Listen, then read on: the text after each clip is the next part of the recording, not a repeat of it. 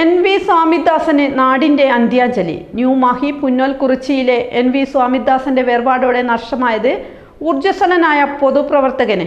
CPM പ്രവർത്തകനായ സ്വാമിദാസൻ എല്ലാ മേഖലകളിലും നിറഞ്ഞ സാന്നിധ്യമായിരുന്നു. 3 പതിറ്റാണ്ട് കാലത്തെ പ്രവാസ ജീവിതം അവസാനിപ്പിച്ചാണ് നാട്ടിൽ കൃഷിയും പൊതുപ്രവർത്തനങ്ങളിലും സാന്ത്വന പരിചരണ രംഗത്തും സജീവമായത്. ഈയത്തുംകാട് ശ്രീനാരായണ മഠത്തിന്റെ ഡയറക്ടർ എന്ന നിലയിലും കർഷക സംഘം ന്യൂമാഹി യൂണിറ്റ് ഭാരവാഹി യങ് പയനീർ ക്ലബ്ബ് അംഗമെന്ന നിലയിലും ഏറെ സജീവമായിരുന്നു. മുൻകാല നാടക നടൻ കൂടിയായ സ്വാമിദാസൻ പ്രാദേശികമായി നിർമ്മിച്ച ഒരു നാൾ സിനിമയിലെ മുസ്ലിയാർ എന്ന കഥാപാത്രത്തെ ശ്രദ്ധേയമാക്കിയിരുന്നു. 2023 ഒക്ടോബർ 19 സ്വാമിദാസന്റെ മകൻ നിതിൻ ദാസ് ദുബായിൽ പാചകവാതക സിലിണ്ടർ പൊട്ടിത്തെറിച്ചുണ്ടായ അപകടത്തിൽ മരിച്ചത്. അതിന്റെ വേദനയും ദുഃഖവും നിലനിൽക്കുമ്പോഴാണ് കുടുംബത്തിന് താങ്ങാനാവാത്ത ഈ വേർപാട്. കുറിച്ചിയിലെ നിട്ടൂർ വീട്ടിൽ നടന്ന സംസ്കാര ചടങ്ങിൽ വിവിധ പാർട്ടി നേതാക്കളടക്കം 100 കണക്കിന് ആളുകൾ അന്ത്യോപചാരം അർപ്പിച്ചു.